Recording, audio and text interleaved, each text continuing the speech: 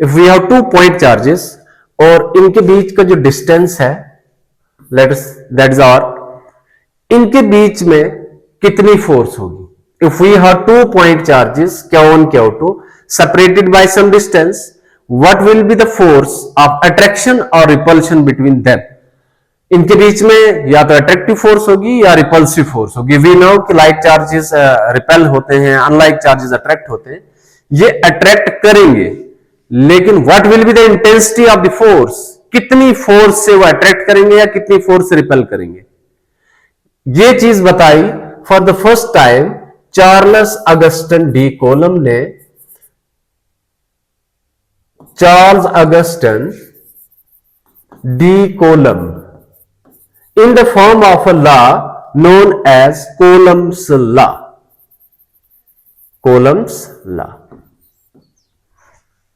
Okay, तो आज हम ये डिस्कस करेंगे कि अगर हमारे पास दो चार्जेस हैं, 2 पॉइंट चार्जेस हैं, इनके बीच में फोर्स ऑफ अट्रैक्शन या रिपल्शन कितनी होगी, जो बताया फॉर द फर्स्ट टाइम किसने? चार्ल्स अगस्टन डी कोलम ने, in the form of a law known as Coulomb's law. तो आज का हमारा टॉपिक है that is Coulomb's law. Coulomb law. Coulomb law की दो फॉर्म्स आएंगी, एक वेक्टर फॉर्म होगी और एक स्केलर फॉर्म होगी। तो वेक्टर फॉर्म हम सेकंड शिफ्ट में करते हैं, पहले हम देख लेते हैं स्केलर फॉर्म, या पहले इसके हम स्टेटमेंट देख लेते हैं। कोलम्स लॉ क्या है? दिस लॉ स्टेट्स दैट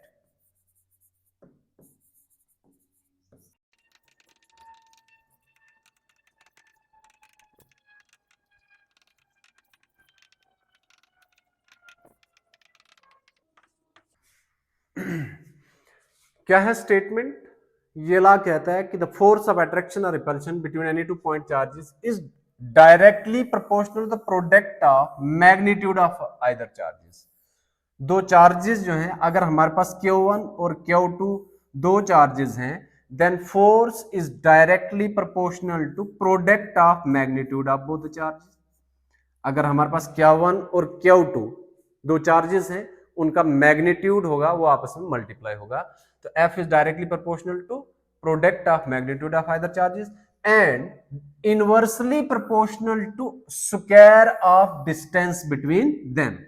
अगर उनके बीच में डिस्टेंस हम ले लेते हैं R, then that is inverse square of distance between them. एक बार फिर से समझ लीजिए, अगर मेरे पास एक चार्ज है Q1, दूसरा चार्ज है Q2 और इनके बीच में जो डिस्टेंस है दैट इज R, तो कोलम लॉ कहता है फोर्स ऑफ अट्रैक्शन और repulsion between these two charges किसके बराबर होगा? Directly proportional to product of is directly proportional to the magnitude of either charges and inversely proportional to square of distance between them because R is the distance between them. दोनों equations को join कर लें, let it be first equation, this is second equation. By joining both, F is proportional to Q1 Q2 upon R square। जहां पर proportionality आ जाए उससे हम क्या करते हैं? F is equal to proportionality constant K Q1 Q2 upon R square। In SI unit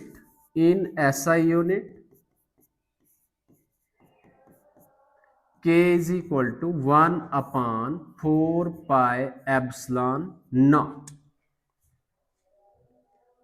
अगर इसको हम सब्स्टिट्यूट कर लें तो what we will get?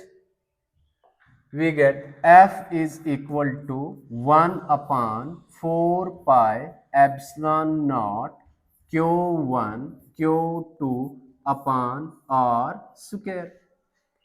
अब हम इसको क्या करेंगे?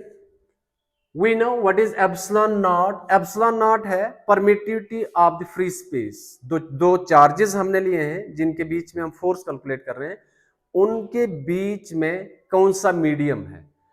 तो मीडियम हमने नथिंगनेस रखा है, वैक्यूम रखा है, एप्सिलॉन नॉट, जिसकी वैल्यू किसके बराबर होती है? E naught is equal to 8.825 into 10⁻⁻12। Let us substitute this value. F is equal to 1 upon 4, पाई की वैल्यू कितनी होती है 3.14 into 8.825 into 10⁻⁻12 Q1 Q2 upon R square. ये आ गया हमारे पास। अब अगर इसको हम क्या कर लें, इसको सॉल्व करने के बाद हमें आ जाता है, ये इतना सा आपको ज्यादा करने की जरूरत नहीं है, याद रह जाती है values. 9 into 10⁻⁹ Q1 Q2 upon R square. This is the column law in scalar form. और हमारा मेन जो मकसद है वो है कि हम न्यूमेरिकल की तरफ चलें। हम देखते हैं कि कॉलम्स लॉ में किस तरह के कितने किस्म के आपको न्यूमेरिकल्स आ सकते हैं, जो यहां से हम समझेंगे। पहली नजर में देखते हैं कि कौन कौन से न्यूमेरिकल पॉसिबल हैं यहाँ पे। एक तो आपको बताया जा सकता है कि फोर्स कैलकुलेट करें। उसके लिए हमारे पास गिवन क्या क्या होगा, हमें डिस्टेंस दिया होगा, हमें चार्ज दोनों जो है उनका मैग्नीट्यूड पता होगा, तो हम फोर्स कैलकुलेट कर सकते हैं। दूसरी चीज हमें क्या बताई जा सकती है, फोर्स गिवन है, चार्जेस भी दिए होंगे और हमें बताया जाएगा कि आप उनके बीच में डिस्टेंस कैलकुलेट करें। तीसरे तरह से हमें क्या पूछा जा सकता है, अगर हमें कोई सा एक चार्ज दिया है, एक चार्ज नहीं दिया है, फोर्स भी दी हो और डिस्टेंस भी दिया हो, तो हम वो चार्ज भी कैलकुलेट कर सकते हैं। Let us try, let us move for the numerical questions.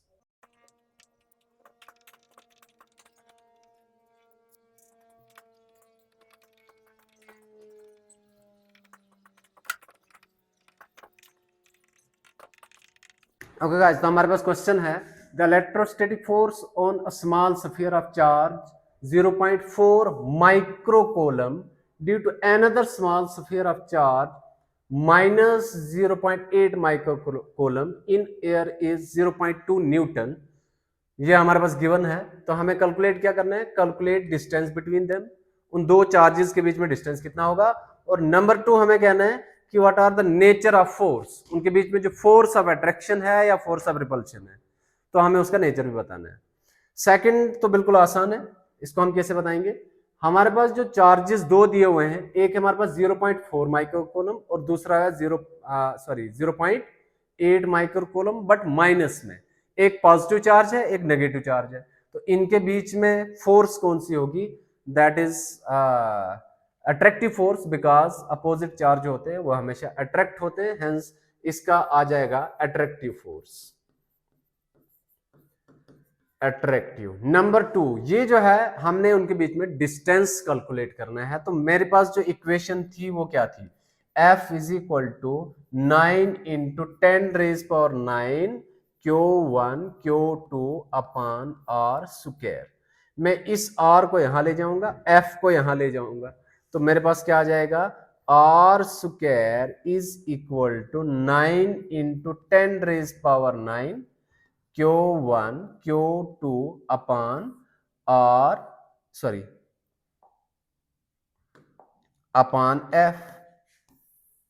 इस इक्वेशन में हम सब्स्टिट्यूट करेंगे सारी वैल्यूज, लेकिन गिवन क्या क्या हमारे पास, गिवन हमारे पास है दैट इज Q1 कितना दिया हुआ है 0.4 माइक्रोकूलम।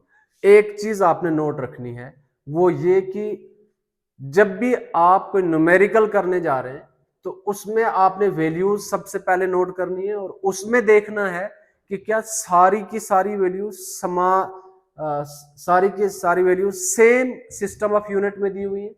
फॉर एग्जांपल यहां पर हम देख रहे हैं फोर्स जो है वो हमें दी हुई है न्यूटन में, न्यूटन एसआई यूनिट है, लेकिन यहां पर आप देख रहे हैं तो SI unit of charge is coulomb, but हमें क्या दिया हुआ है, माइक्रो कोलम।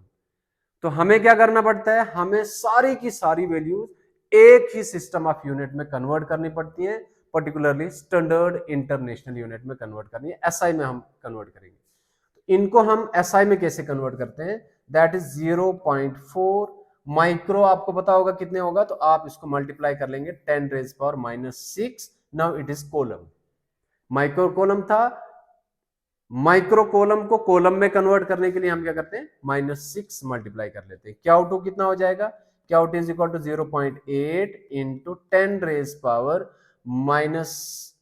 6 कॉलम, ये भी अब कॉलम में आ गई।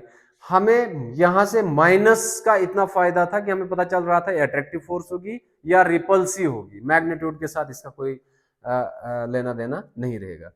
उसके बाद हमारे पास F दी हुई है, दैट इज 0.2 न्यूटन। हम ये सारी इसमें सब्स्टिट्यूट कर लेंगे तो देखते हैं क्या आता है। We have R square is equal to 9 into 10 raise power 9। Q1 हमारे पास दिया हुआ है 0.4 into 10 raise power minus 6 into 0.8 10 raise power minus 6 divided by 0.2। इसको हम करेंगे कैलकुलेशंस तो हमें पता चल जाएगा कितना है। मैं आपको थोड़ा सा आइडिया बता देता हूं। हम सबसे पहले जो पावर वाले उनको साइड कर लेंगे, बाकियों को साइड करेंगे। R square is equal to किसके बराबर हो जाएगा, 9 इंटू 0.4 इंटू 0.8 डिवाइडेड बाय 0.2 और मल्टीप्लाई क्या हो जाएगा 10 रेज पावर 9 इंटू इन दोनों को करेंगे तो कितना हो जाएगा 10 रेज पावर माइनस 12। इसको आप सॉल्व करने के बाद R square is equal to ये कितना हो जाएगा plus minus 9 and 12 3, that is 10 raise power minus 3। इसका जो सोल्यूशन आएगा उसको आप अंडर रूट कर लेंगे या डिवाइड 1000 कर लेंगे। आंसर क्या आता है, I wish to see it in comment section. मेरा आइडिया है इसका आंसर आ जाएगा R is equal to 0.12 metre. क्या आंसर यही है, कमेंट में जरूर बताइएगा।